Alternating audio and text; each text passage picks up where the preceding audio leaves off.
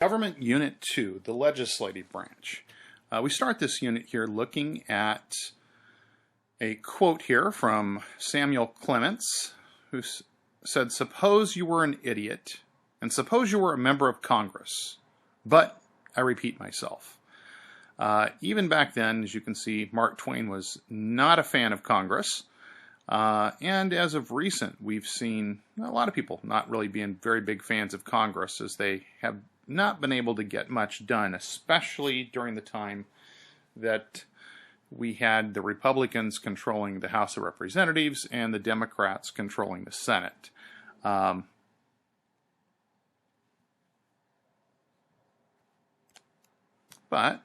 we're going to move forward here looking at Chapter 5, the Organization of Congress. And first we'll look at our chapter objectives. For Section 1, Congressional Membership, our objective is to describe the structure of Congress and list the qualifications for congressional membership.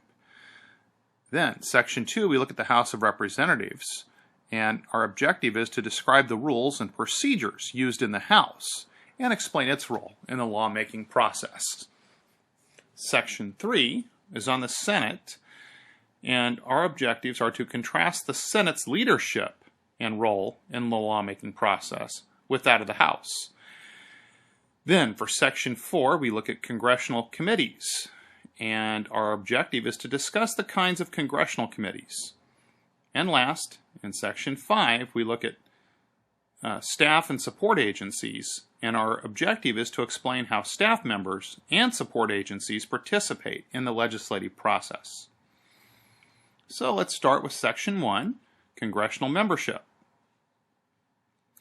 Congressional sessions. Each term of Congress has 2 sessions, and the sessions last until Congress votes to adjourn. Now, when we talk about, each Congress has 2 sessions, basically what happens is they have congressional elections every 2 years. And so, each year basically is a session, and they will meet until they decide to adjourn.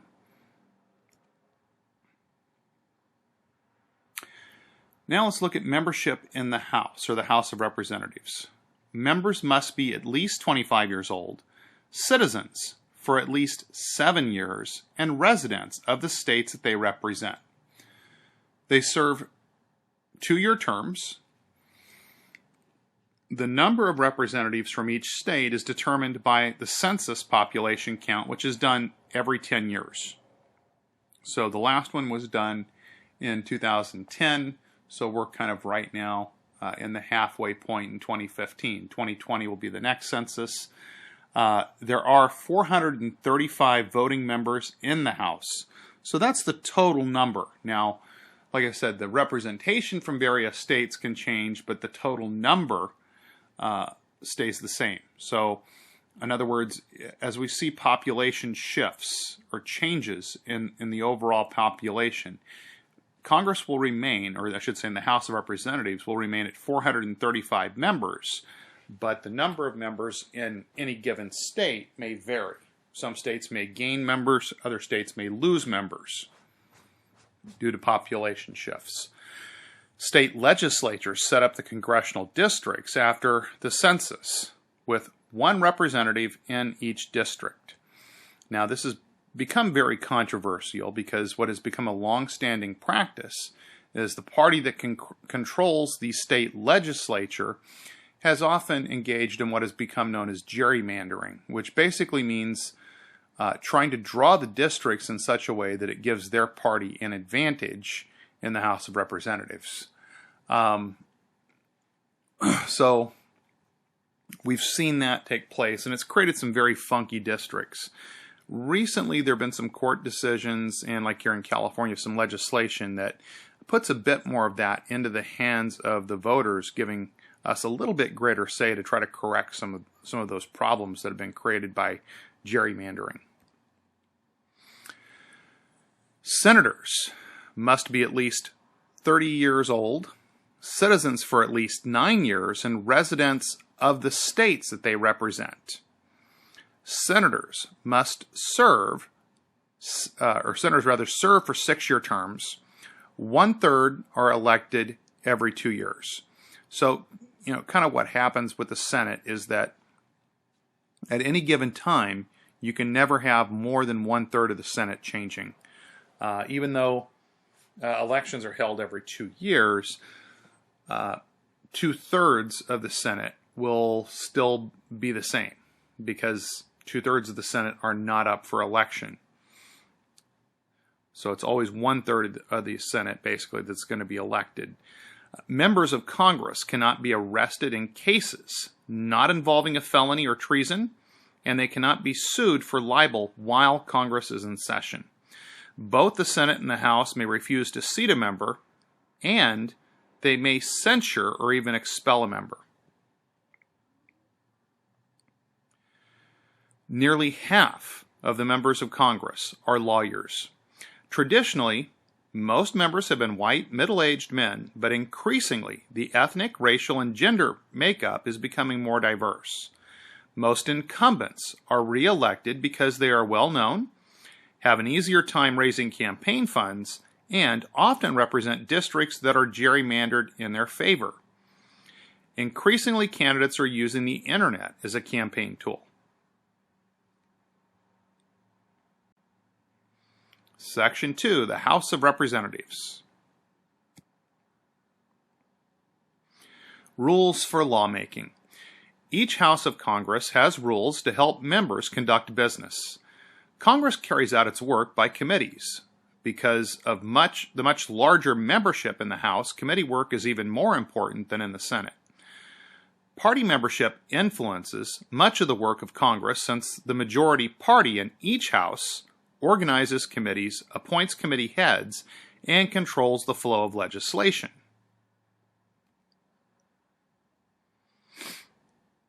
The Speaker of the House is the leader of the majority party and has great power and influence over its members. Pictured here, you see Republican Speaker of the House, John Boehner. When the Republicans gained a majority in the House of Representatives back in 2010, after the midterm elections, John Boehner became the Speaker. Prior to that, it was Nancy Pelosi, a Democrat, when the Democrats had control. So that will change. Like I said, if there's ever a change in leadership, or which party has a majority, then the new party will get a chance to select the leadership. Floor leaders of both the majority and the minority parties are party leaders who help steer bills through committees, and party whips assist the floor leaders in persuading party members to support laws that the party favors. Lawmaking in the House. Members attend House floor sessions to vote on legislation. All laws begin as bills being introduced in the House, and then they go to committee. If it is approved there, they are put on the proper calendar, listing the order in which they will be considered on the House floor.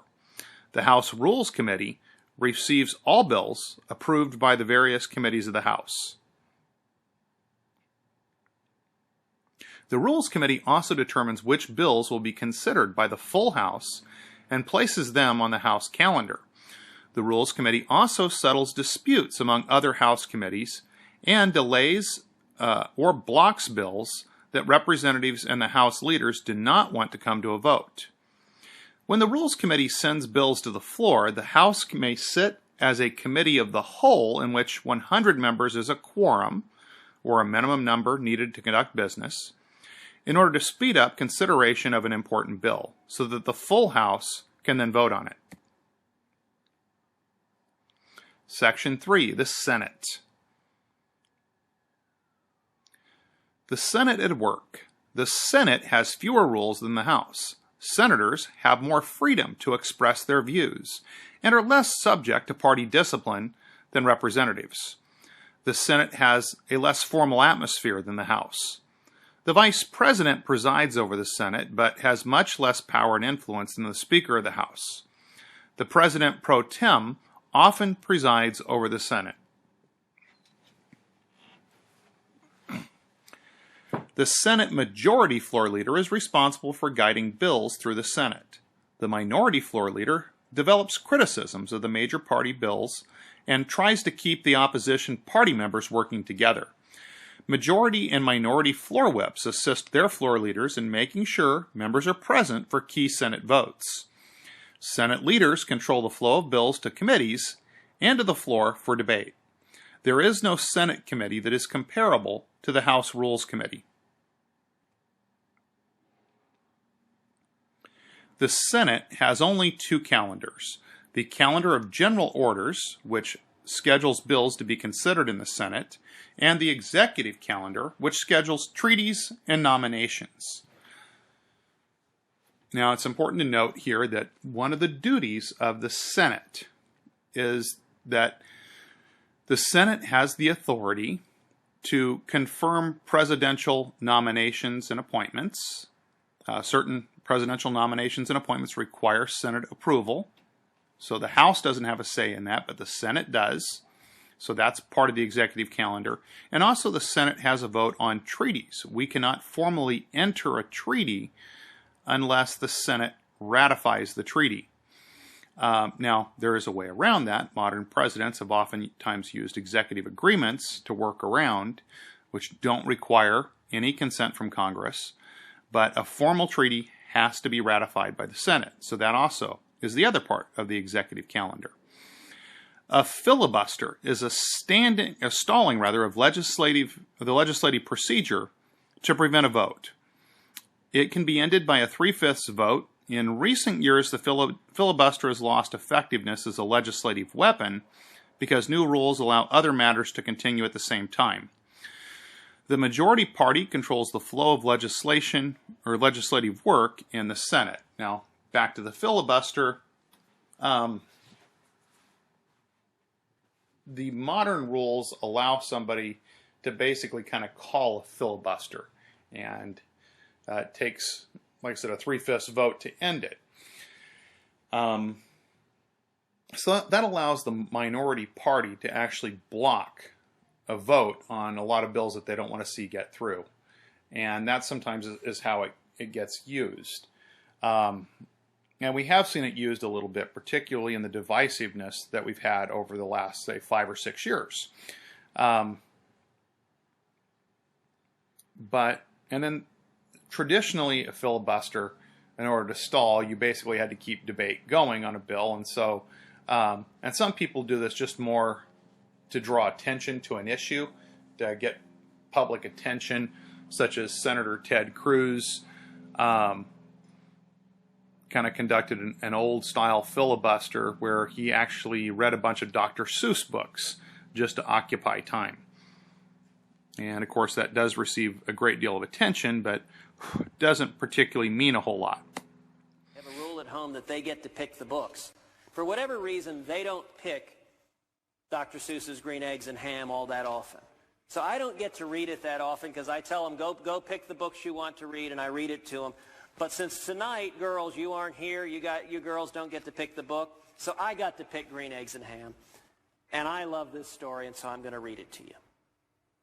Sam I am. That Sam I am, that Sam I am. I do not like that Sam I am. Do you like green eggs and ham? I do not like them, Sam I am. I do not like green eggs and ham. Would you like them here or there? I would not like them here or there. I would not like them anywhere. I do not like green eggs and ham. I do not like them, Sam I am. Section 4, Congressional Committees. The purpose of committees. Committees ease the congressional workload by dividing work among smaller groups, allowing members to specialize on key issues. Committees allow Congress to focus on the most important bills, and committees hold investigative public hearings on key problems and issues to inform the public. The kinds of committees. Standing committees deal with certain issues that continue from one Congress to the next. The majority party in each House controls standing committees and bases committee membership on each party's strength. Subcommittees handle special subcategories of standing committees' work and continue from one Congress to the next. Select committees are special committees created in both houses of Congress, usually for one term only, to study a specific issue and report their findings. Joint committees are made up of members of both houses to act as study groups. Conference committees are temporary committees set up to resolve the differences in the House and Senate versions of a bill by working out a compromise bill that each House can then accept or reject. Choosing committee members. Committee membership is one key role played by members of Congress. Membership on certain committees helps to build reputation and improve the chances of re-election, provides an opportunity to influence important national legislation, and an opportunity to influence other members of Congress. Parties assign members to standing committees in both houses. The party leaders and chairpersons of the standing committees are the most powerful members of Congress. Standing committee chairpersons make key decisions about the work of their committees, though their power has been reduced since 1970. Seniority traditionally guided the election of chairpersons until the 1970s. Staff and Support Agencies, Section 5. Congressional staff role. Lawmakers rely on their staffs to help with many congressional duties. As congressional workloads have increased over the years, staff duties have become increasingly important as well. Prior to 1946, Congress had no staff aides. In recent decades, increased complexity has resulted in much larger congressional staffs. Congressional staffs provide expert help on key issues and help members of Congress serve constituents. Prior to 1946, Congress had no staff aides. In recent decades, increased complexity has resulted in much larger congressional staffs. Congressional staffs provide expert help on key issues and help members of Congress serve constituents' growing demands. Personal staff. Members' personal staffs are divided so that some staffers work in Washington and others work in members' home states. For example, I did an internship back several years ago for a former congressman from our area named Dennis Cardoza. Now, he had an office at that point in time in Washington, D.C., but he also had local offices. The one I spent my time in was in Modesto, but he also had one in Stockton, and he had one in Merced. And all four offices were in constant contact with one another. Administrative assistants run lawmakers' offices, supervise schedules, and advise on political matters. Legislative assistants keep lawmakers well informed about bills, assist in committee work, write speeches, and keep track of the workflow. Caseworkers are congressional personal staff members who handle requests from constituents, usually working in the members' home states. Once again, for example, when I did my internship, there were people in the office that handled different issues on behalf of constituents. For example, if somebody had problems with Social Security, there was a person in the office who specialized in dealing with Social Security issues. So if a constituent was to call and had an issue with the Social Security Administration, this person kind of knew backdoor channels, who to call, to kind of bypass a lot of the red tape that frequently frustrates people and actually get the person's problem solved. Other examples, there was a member that dealt with veterans issues. If the person had problems with, let's say, the Veterans Bureau, or there was actually somebody there that was dealing with passports. Particularly when I was there was just about the time that they were starting to require passports to go to Mexico and Canada, which all of a sudden created a major overload on the demand for passports. So once again, there was a person there who handled that. They monitored constituents' passport applications and kept track of when their vacation dates were coming up to make sure that they were processed in time. All of this is something that they do as a service, because by helping their constituents are more likely to vote for them. Committee staff. Committee staffs work for congressional committees, assisting chairpersons as bills proceed through various committees to the floor. Committee staff members often become experts in their areas that the committees handle. Critics argue that staff members are unelected, yet they have a large role in shaping legislation. Support agencies. The Library of Congress provides information requested by Congress, congressional staff, and committees.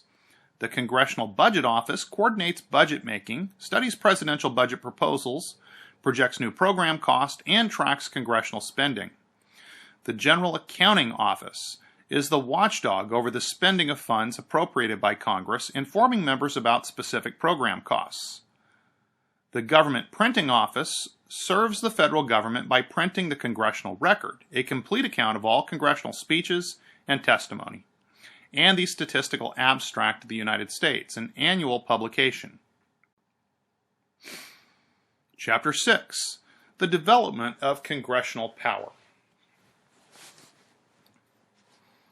Our chapter objectives for Section 1, under Constitutional Powers, are to identify and explain the powers of Congress. Under Section 2, Investigations and Oversight, our objectives are to discuss occasions in which Congress has exercised its power to conduct investigations and practice legislative oversight.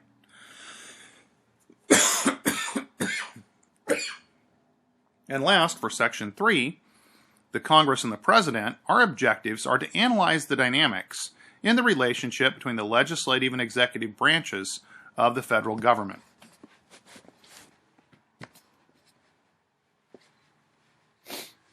Section 1, Constitutional Powers.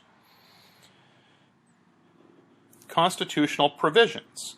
The necessary and proper clause in the Constitution, also known as the Elastic Clause, enables Congress to expand its powers. Conflicting interpretations of this Elastic Clause are reflected in Supreme Court rulings about the power of Congress. The Constitution and the Bill of Rights limit the powers of Congress. Legislative powers. The power to levy taxes and appropriate money is one of the most important powers of Congress. Congress has the power to borrow money, coin money, make laws regarding bankruptcy, regulate foreign trade, and interstate commerce. Congress has important powers in foreign policy and national defense. For example, they approve treaties, declare war, maintain an army and a navy. Congress has the power over the naturalization of citizens and the admission of new states. Congress has the power to grant copyrights and patents, the power to establish federal courts and a post office. Non-legislative powers. If no presidential candidate has a majority of the electoral votes, the House of Representatives chooses the president from the top 3 candidates. If no candidate has a majority of electoral votes for vice president, the Senate chooses from the top 2 candidates. Congress has the power to settle problems arising from the death of candidates or the president's incapacity or resignation. Non-legislative powers. If no presidential candidate has a majority of the electoral votes, the House of Representatives chooses the president from the top 3 candidates.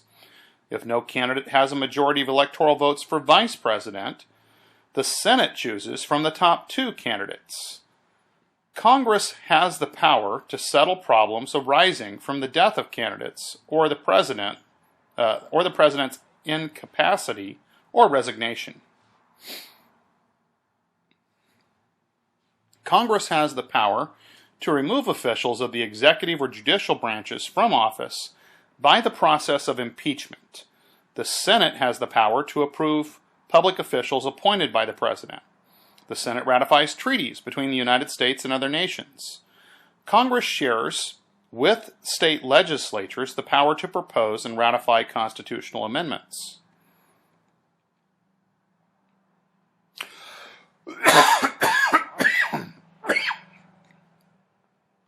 Section 2. Investigations and Oversight. The power to investigate. Standing committees or select committees of Congress investigate the conduct and ethics of government officials and members of Congress. Investigations have a variety of consequences that range from proposing new legislation to removing officials from office.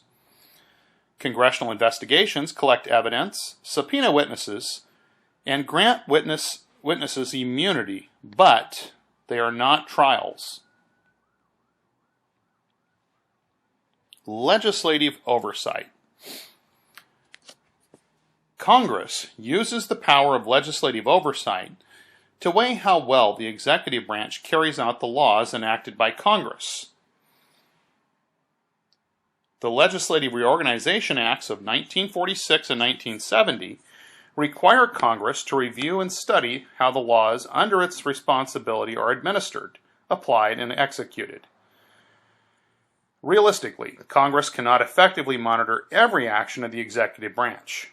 Congress uses legislative oversight to require executive agencies to submit reports of their activities. When they suspect wrongdoing, special investigations, or even the threat of such investigations, act as a strong deterrent to defying the intent of Congress. Section 3. Congress and the President. Cooperation and conflict. The members of Congress represent local, more narrow interests than the President. The checks and balances provided under the Constitution may cause conflict between the branches. Partisan differences often affect the relationship of Congress and the President. The members of Congress may serve longer than any president and might not cooperate with the President's timetable for enacting laws.